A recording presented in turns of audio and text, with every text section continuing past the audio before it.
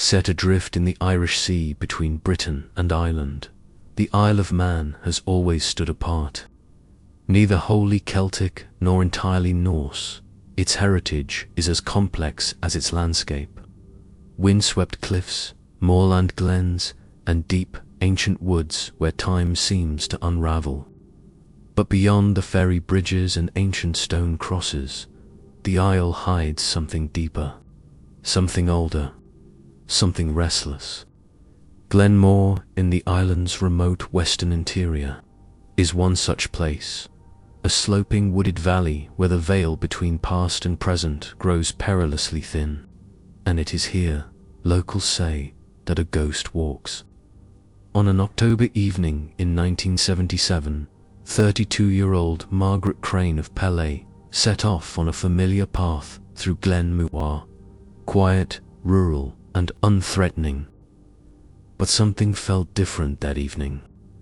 I remember a strange pressure in the air, she recalled in an interview with the Isle Chronicle in 1993, like standing beneath storm clouds. But there wasn't a cloud in the sky. As she neared the remains of a medieval keel, an early Christian chapel tucked under bramble and ivy, Margaret saw a figure standing motionless among the trees. At first, she thought it was a fellow walker, but as she drew closer, the air turned cold, unnaturally cold, and she felt an overwhelming dread. It had no face, she whispered, just a dark hole where the face should be. He wasn't looking at me. He was feeling me, inside my chest. Then the figure vanished, dissolved into mist, before Margaret could scream. She never walked Glen Mooar alone again. Over the next 4 decades, similar sightings emerged, despite being years apart and coming from unconnected individuals. In 1946, a shepherd returning from Ballo reported hearing what he described as battle sounds, metal against metal, drums, and guttural voices. No one was in sight. In 1988, 2 scouts camping near the glen fled their tent, after spotting a cloaked man in the distance. They claimed he glided rather than walked. In 2001, amateur historian William Quayle claimed to have photographed a strange light near the chapel ruins at midnight. The image showed what appeared to be a translucent hooded figure standing beside a runestone that no longer exists. These stories, dismissed by skeptics and cherished by believers, grew into island folklore. But unlike legends, these sightings had one unsettling feature. They all occurred near Kiel Varishi, the ruined chapel believed to date back to the 10th century. To understand Glen Mooar's spectre, we must look beneath the soil, literally and historically. During the Norse occupation of the island from the 9th to the 13th centuries, Glen Mooar was believed to be sacred ground. Early Christian missionaries often built chapels atop former pagan sites, and it's said that Norse exiles, practitioners of forbidden magic, were sent to wander this glen, cursed to remain in its shadows. One such name recurs in both history and myth, Thorkel the Grim, a Viking skald turned mystic. Thorkel was reportedly banished by King Godred Crovan after being accused of summoning spirits from the otherworld.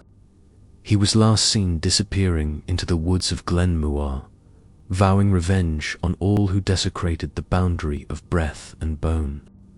According to the 13th century Chronicles of Man, no body was ever found after Thorkel's disappearance. Only a chilling footnote, a shadow of him remained. Could the man in the mist be Thorkel himself? In 2007, the BBC programme Haunted Britain visited the Isle of Man to investigate Glen Mooar's strange history. Using thermal imaging, investigators captured anomalous heat signatures resembling a humanoid form. Just after midnight, on a night when the valley was reportedly empty. There was no one there, said investigator Marcus Fenley. We checked. but something moved, and it was warmer than the air around it. Though inconclusive, the footage reignited interest in the case. Psychologists, folklorists, and parapsychologists weighed in. Most remained cautious, citing suggestibility, latent trauma, or microsleep hallucinations. But others weren't so quick to dismiss the unexplained. Dr. Royson Mackay, a folklorist at the University of Edinburgh, remarked, "What's fascinating about the Glen Mooar case is the consistency. Over 60 years, the descriptions don't change. That suggests either a persistent archetype or a persistent phenomenon." In 2021, a young couple, Tom and Eliza Hamilton, camped in the Glen to photograph the night sky. At 2:13 a.m., they were awoken by the sound of what they described as a long, drawn-out horn blast echoing from the hills.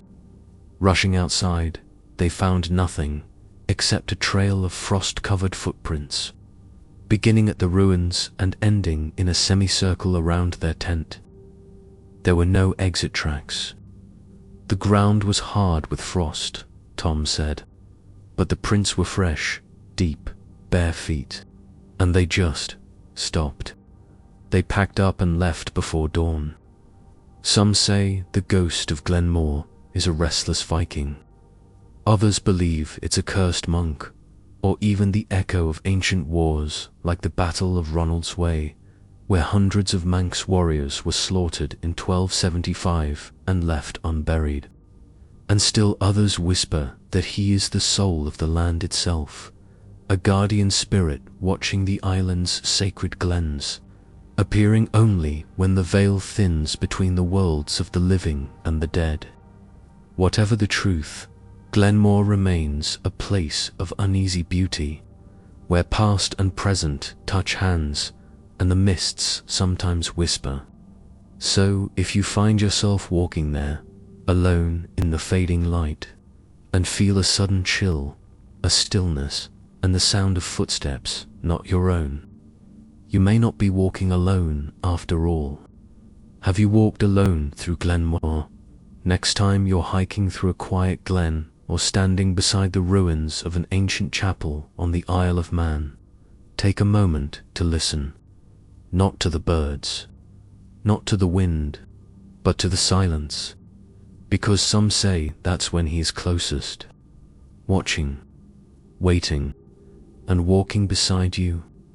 Subscribe for more real ghost stories from across the British Isles, folklore, eyewitness accounts, and haunted history. Have your own Manx ghost story? Drop it in the comments below. We're always listening.